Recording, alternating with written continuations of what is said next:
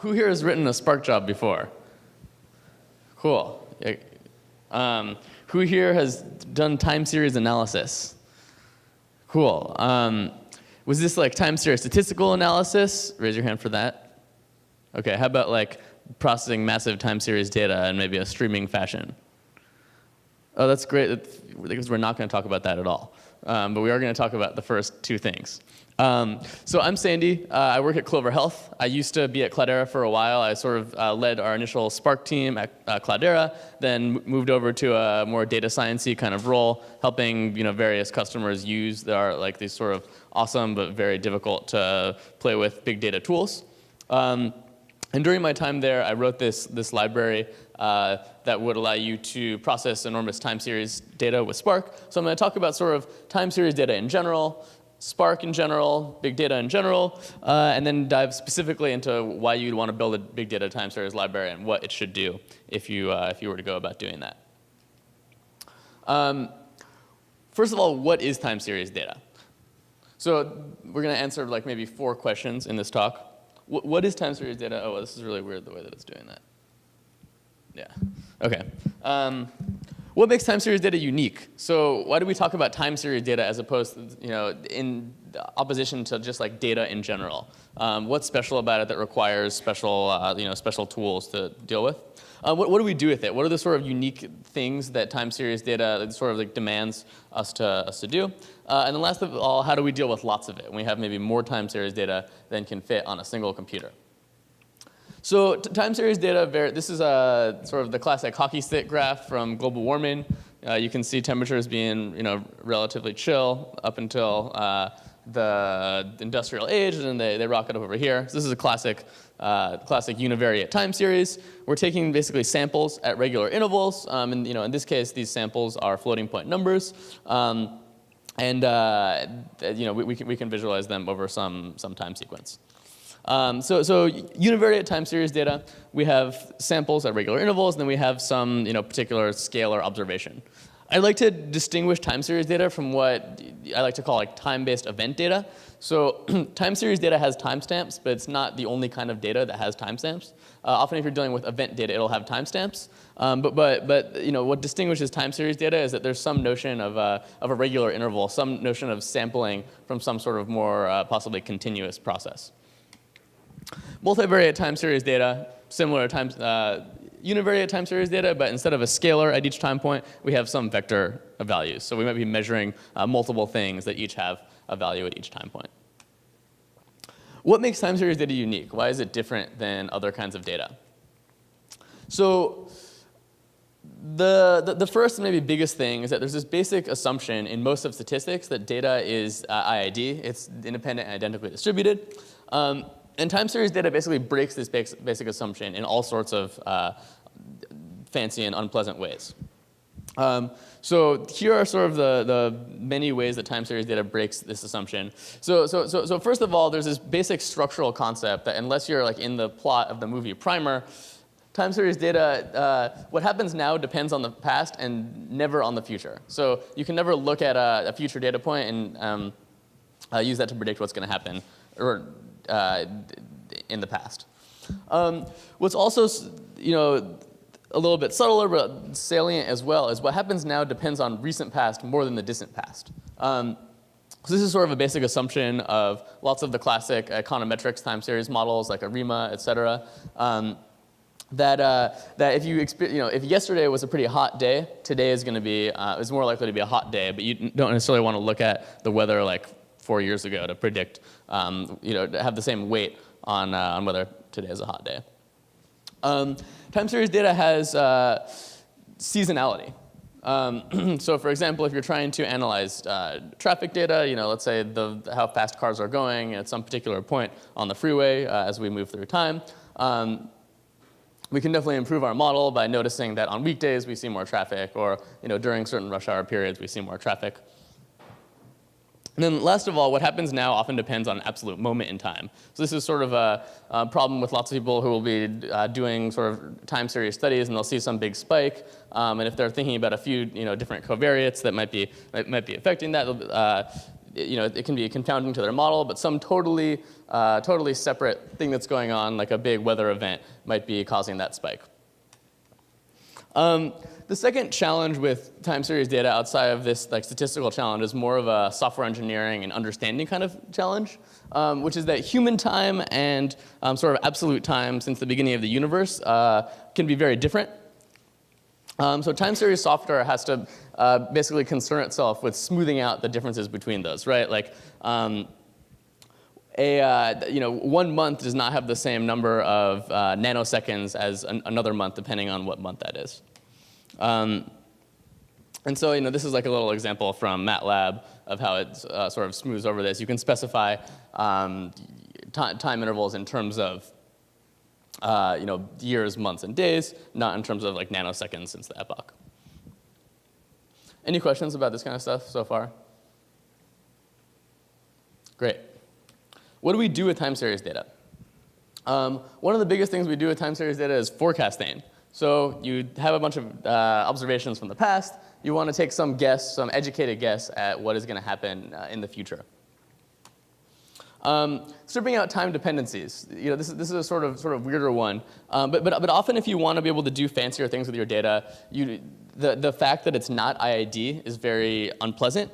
So if you can use a time series statistical model to sort of understand the time dependencies in your data, you can often take the residuals from that model and understand what your data would look like without these time dependencies. This is important in, for example, Monte Carlo models for estimating financial risk, because once you remove these dependencies, you can do all sorts of bootstrapping and reordering of these points, and then apply the model back later and generate sort of more observations from this larger distribution over your outcomes.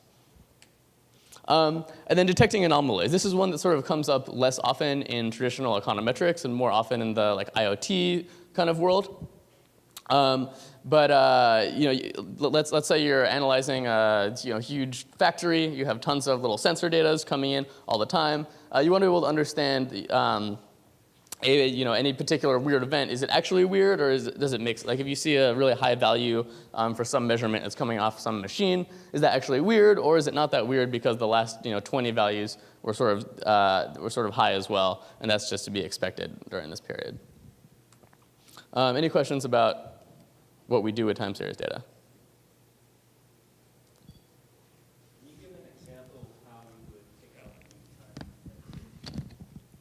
Yeah, so the question was, can I give an example of how we could take out the time dependencies? So often this is done by fitting a model to the data, so fitting some sort of model that has time dependencies built into it, so like an ARIMA model, which models what happens now as a linear combination of things that happened in the recent past, or a Garch model, which looks at the volatility and accounts for the fact that sort of when there's high variance, it happens in periods. So if you can sort of fit a model like that to your data, then you can look at the residuals after that model. You can say, what do the recent observations think that should be happening at this point, and what's the difference there? And that difference will be sort of the dependency-less view at your data, assuming that your model is accurate in describing your data. All right, we're gonna keep going because we're not super abundant on time. So there's a bunch of existing approaches that people use for dealing with time series data. MATLAB has its econometrics toolbox. Python has pandas, which does some really nice time series functionality that I personally really love. R has the zoo and XDS packages. SAS has the ETS package. And sort of what's common between all of these, maybe in Python we should be including pandas plus stats models. What's common between all of these is that there's sort of this unification with software for manipulating time series, for converting time series back and forth between human time and machine time. Let's say doing basic rolling window operations, cleaning data, imputing data. And then these are married to a bunch of time series statistical models, like ARIMA models, like Garch models, for example. On top of this, let's not forget window functions in SQL, which are really useful in certain cases, maybe in a more business analytics world for modeling time dependencies. This is sort of the Spark. I believe this is their Spark's Python API. which has very nice window functionality as well. And there are these window functions like lag, which lets you look at what happened recently and rank. But these functions sort of often break down when you're dealing with more complex time series analysis. Because let's say how far you go back in the future, it's hard to specify that in like a principled way. So introducing the time series for Spark project. The goal here is, much like these other single node packages have like a data manipulation aspect and a statistics aspect. The goal for the time series for Spark project is, first of all, to provide a natural API for manipulating large time series data. And then second of all, providing a set of statistical routines for modeling large time series data in a more statistical kind of way.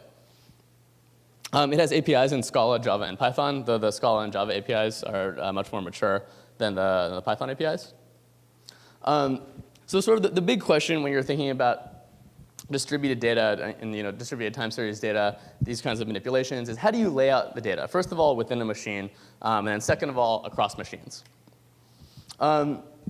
So I have this sort of vocabulary I've come up with. It's probably sort of similar to the vocabulary that someone else has come up with about describing different ways of laying out time series. So we'll sort of go through the three different ways that I've seen in various different libraries. The first of all, one is this observational layout. So this is a very sort of tall and skinny layout. The idea is that every record in this table is a single observation. So it's a timestamp, it's a key, which is what we're observing. So this can represent a multivariate time series, but in this sort of long, squeezed way. So let's say A is the weather that we see in Antarctica, a particular time, and B is the weather that we see in California. Each row has some timestamp and some particular location that we have an observation for, and then the actual value for that observation, 2 degrees in this case. There's a wider layout, which I like to call the instance layout. So the observations layout is really good for ingesting data. As observations come in from different sources, you can just append it to a file like this instead of actually having to mutate that file or do an aggregation or rewrite it. But it's not really an ideal for layout for analysis. In the instance layout, each row corresponds to a single moment in time, and all the data for that moment in time is in that row. And the columns are just the particular locations that we have these measurements for. This is sort of a layout that's nice for a classical machine learning kind of stuff. We have, each one of these is a particular example. We might have a label, and then we'll say, let's try to predict, based on the temperatures in these different places, what the temperature is in this place. So it's nice for that kind of analysis, but it's not really that great for time series analysis. When what we're really interested in is, for a particular location, what's the sequence of temperatures that we've observed, and how can we maybe smooth those out or fit a model to that. So the last layout is this time series layout. And the idea is that, in this case, each row is a key. So let's say, in our example, a location in the world. And then we store in that row the entire time series for that key, just as an array of values. Along with this, with this entire structure, we store a date-time index. And the date-time index is basically mapping positions in that array to human time or absolute time in the history of the world.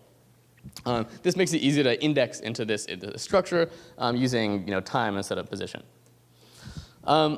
So let's talk about distributing for a little bit. In real-world applications, I've noticed that individual time series are not that big, right? So if you want to, let's say, look at the stock market, collect hourly or even minutely data for a particular stock over the last 100 years, that's still maybe hundreds of megabytes, easily enough to sit on a single machine.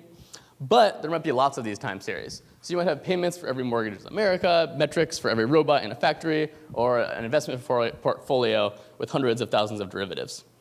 So this is the basic interface that's provided by the TimeSeriesRDD, which is a piece that comes inside the Spark time series package. First of all, you have this RDD, sort of mimicking the time series layout that we have. We have a string, which is the key. It might be the location. And then we have this vector of doubles, which is our actual time series. Some some sequence of values over time. And then we have this datetime index object, which is responsible for mapping indices into those arrays into actual times.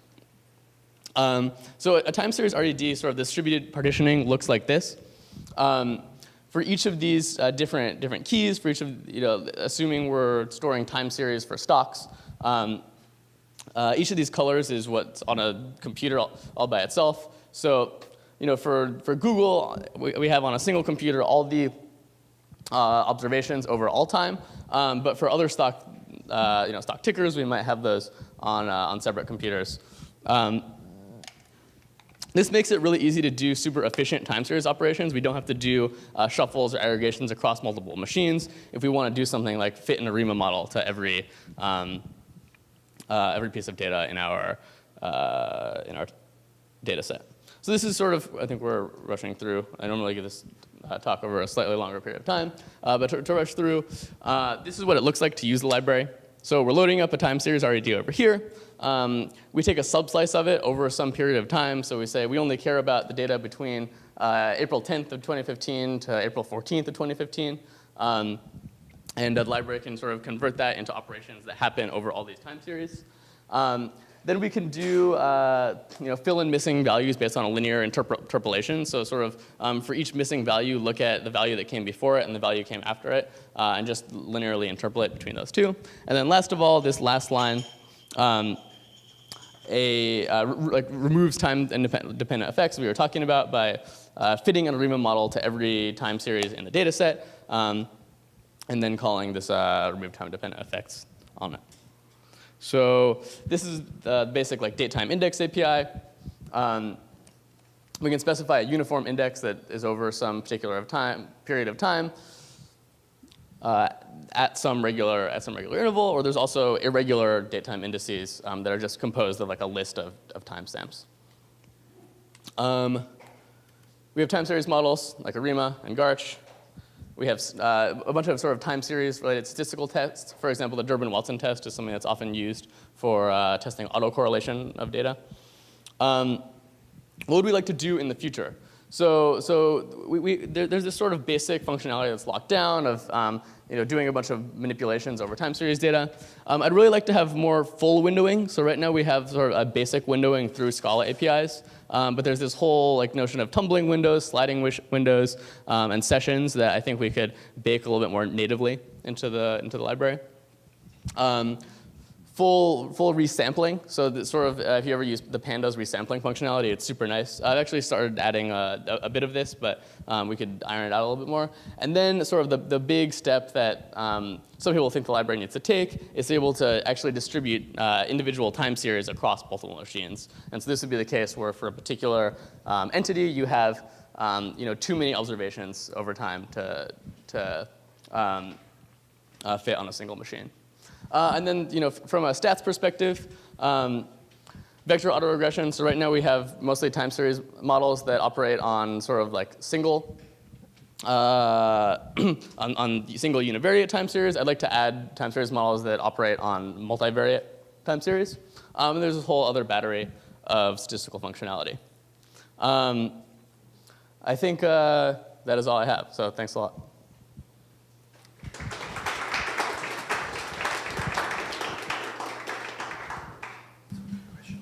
Any questions for Sandy? Okay, so I was thinking about this fact that recent time was one of the factors, right? Recent time. Do you have any strategy or method for deciding when is the best point for recent time? Is it depending on the area or domain, or how do you think about setting the right? Yeah, that's a good question. I think it depends a lot on the model that you're trying to fit. So if you're familiar with the sort of basic ARIMA modeling framework, an ARIMA model has these 2 parameters, or I guess 3 parameters, but 2 that depend on how far back you need to care about with recent time, P and Q.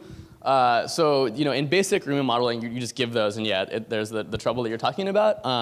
But Professor Rob Hindman, if that's how you pronounce his name, sort of came up with this algorithm for doing auto-arima, so basically figuring out an optimal P and Q.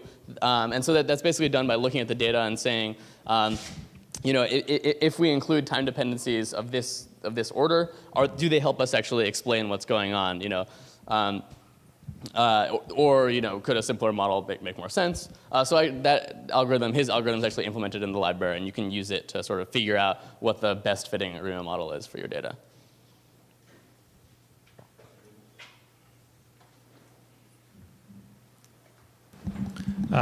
So does auto-ARIMA also check for the order of integration in the case of ARIMA? Yes, it does. So Okay, yeah, cool. there's that third parameter, which is the differencing parameter. So the way the auto-ARIMA works is I think it actually just, it does the differencing first, and it's like a stepwise thing, and then once it's like figured out a differencing order that it thinks it makes sense, then it tries to optimize P and Q.